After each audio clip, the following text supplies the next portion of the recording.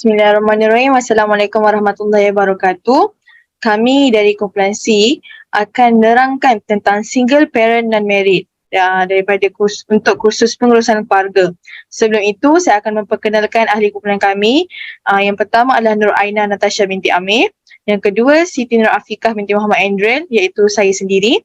Yang ketiga, Nazurah binti Ruzulan. Yang keempat ialah Nur Diana Safiyah binti Abdul Hadi. Okay, sebelum itu saya akan menerangkan tentang definisi keluarga.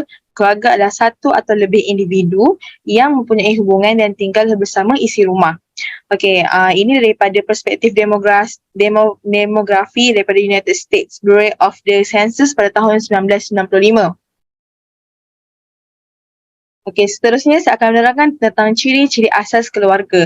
Okey, yang pertama adalah tentang ahli keluarga. Seperti yang kita tahu, kita dengar je single parent and married, maksudnya dia mempunyai seorang penjaga ataupun nama dikenali sebagai keluarga induk tunggal, yang di mana penjaga itu adalah seorang, sama ada bapa ataupun ibu, dan dia terdiri pada anak lah. Sebenarnya single parent ni ada banyak jenis. Ada jenis ibu tunggal, ada bapa tunggal ataupun yang bercerai, yang meninggal. Tapi disebabkan ini adalah non-married, unmarried maksudnya ianya tunggal tanpa berkahwin, jadi dia tak ada anak kandung lah, itu merupakan anak angkat lah. Yang kedua adalah hubungan atau lokasi keluarga. Okey, yang saya cakap tadi, keluarga anak angkat. Sebab apa? Sebab dia tak berkahwin, dia unmarried, dia tak berkahwin, jadi tak ada anak sendiri, dia tak ada anak kandung sendiri. Jadi anak itu adalah anak angkat, sama ada diambil dari rumah anak yatim ataupun diambil anak kawan-kawan mereka sendiri yang ramai anak tapi tak mampu untuk menjaga anak yang ramai itu, dibagi anak tu dekat seorang penjaga yang nak jaga anak lah, maksudnya single parent tadi. Okey, seterusnya adalah tinggal bersama atau berasingan. Okey, kat sini tak semua anak yang dijaga tu duduk satu rumah sama-sama. Okey, sebagai contoh kita boleh tengok Hel Husaini yang merupakan seorang bapa yang tak berkahwin tapi menjaga seorang anak angkat, iaitu nama Nur Helina. Yang macam kita tahu, Hel Husaini adalah seorang artis dan dia sangat busy dengan life dia. Jadi anak dia tu tak semestinya dia ada bersama anak itu dalam masa 24 jam. Kadang-kadang anak dia tu dijaga oleh orang lain juga. Maksudnya dia tinggal berasingan, dia tak ada tinggal bersama, tapi dia masih menjalankan tanggungjawab seorang bapa, iaitu Hel Husaini itulah, dia masih menjaga tanggungjawab dia sebagai seorang bapa untuk menjaga anaknya Nur Helina tadi tu. Seterusnya, pola interaksi daya terhad antara ahli. Macam kita tahu, ini adalah keluarga induk tunggal. So anak tu boleh je dia ambil anak-anak mana. Maksudnya boleh je tambah anak tu ramai-ramai ke. Macam kita tahu banyak jenis keluarga, iaitu keluarga nuklear. Keluarga nuklear tu terdiri daripada ahli keluarganya sendirilah, iaitu ibu bapa dan anak mereka sendiri. Keluarga luas iaitu anak-anak dan saudara mara. Tapi bila kita sebut keluarga induk tunggal tu, dia punya pola interaksi dulu tak ada terhad. Maksudnya dia nak jaga anak ramai lagi pun boleh, dengan mengambil anak dekat rumah anak yatim ke, anak-anak kawan-kawan dia pun boleh.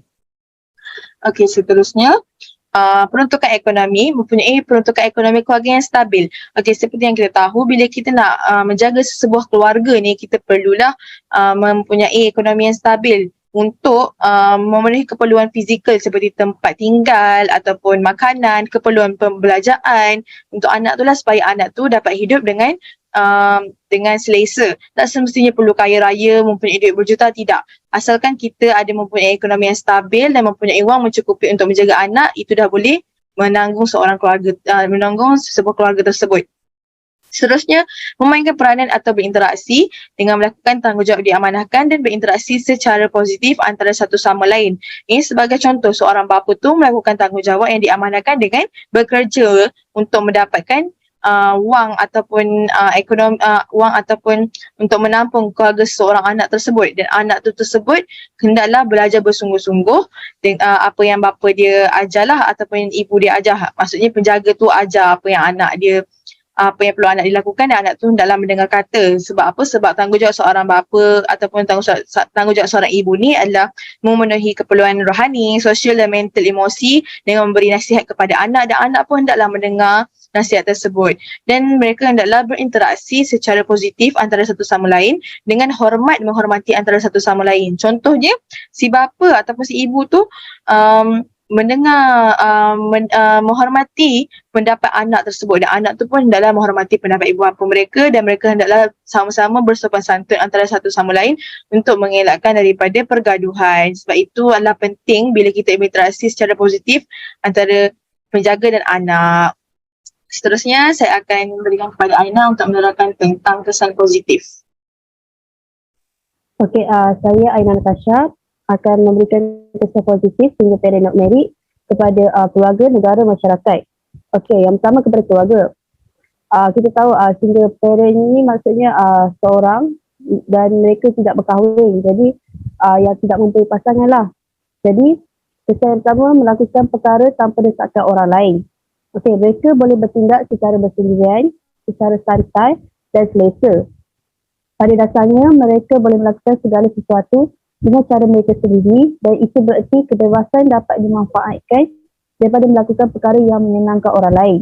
Sebagai contoh, tidak ada masalah jika mereka meninggalkan rumah secara tidak kemas kerana kesibukan waktu.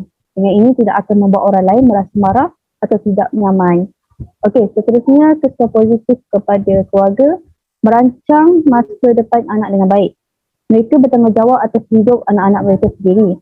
Mereka boleh memberi fokus yang baik untuk merancang masa depan anak-anak tanpa gangguan dan arahan daripada orang lain.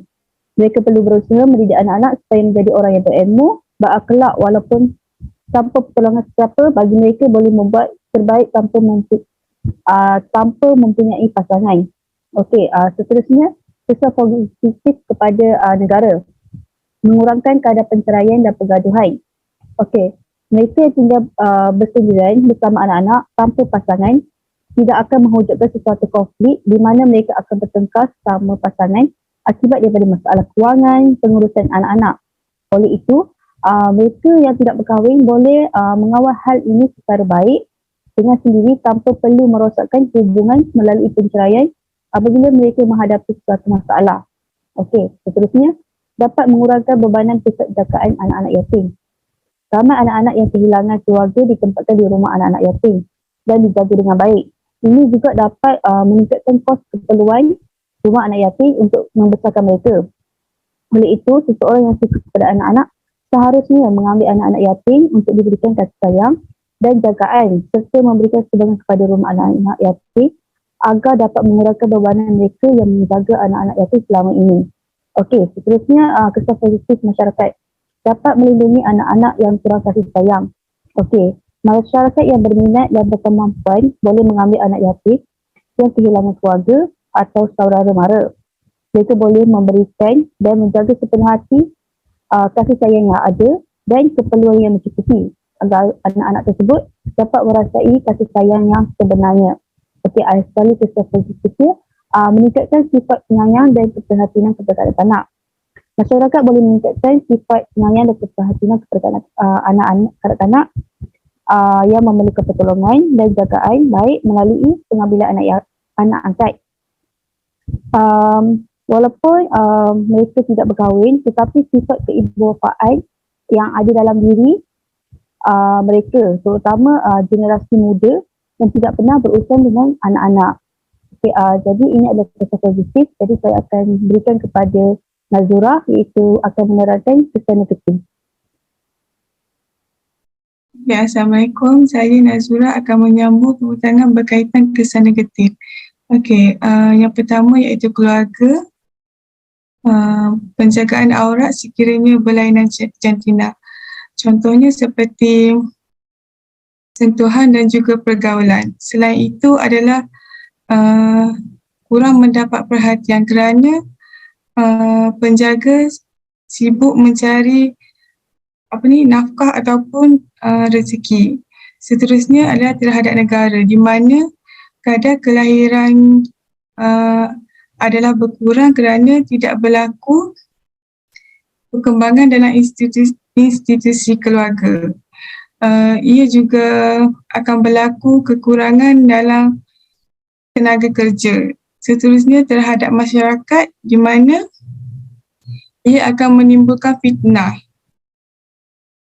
kerana bagi mereka yang tidak mengetahui tentang status keluarga tersebut. akhir sekali ia juga boleh menggalakkan masyarakat untuk tidak berkahwin, lagi-lagi untuk anak tersebut, kerana ia melihat walaupun tanpa keluarga yang lengkap, mereka juga boleh hidup seperti mereka yang mempunyai keluarga yang sempurna. Ia juga boleh menjaga orang tuanya dengan baik. Itu sahaja.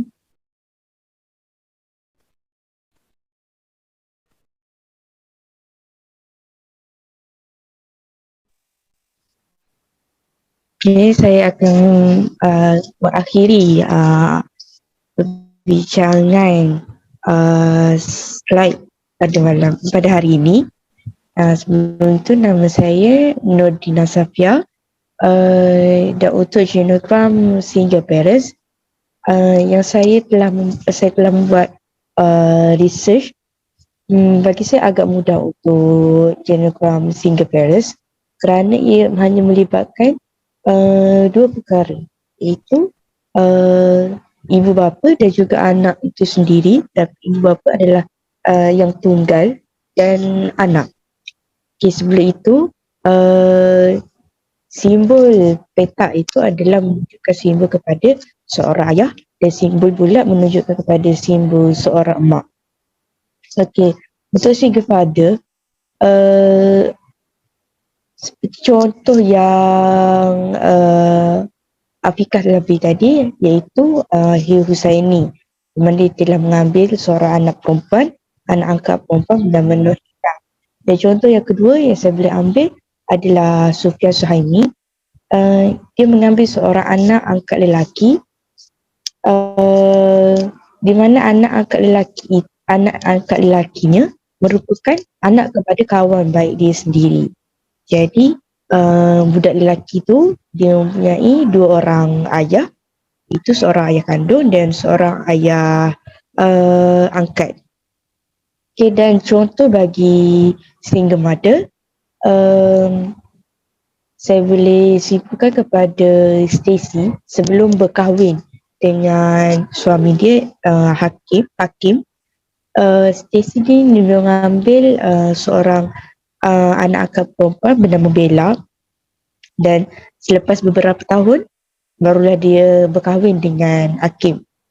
Jadi apa yang saya boleh simpulkan dekat sini, untuk tajuk single parents ni kita akan terlihat sangat mudah kerana ia hanya melibatkan seorang ayah atau seorang mak dan juga anak. Tetapi dia mempunyai pros and cons, itu kebaikan dan juga keburukan dia sendiri. Afiqah, tolong next slide.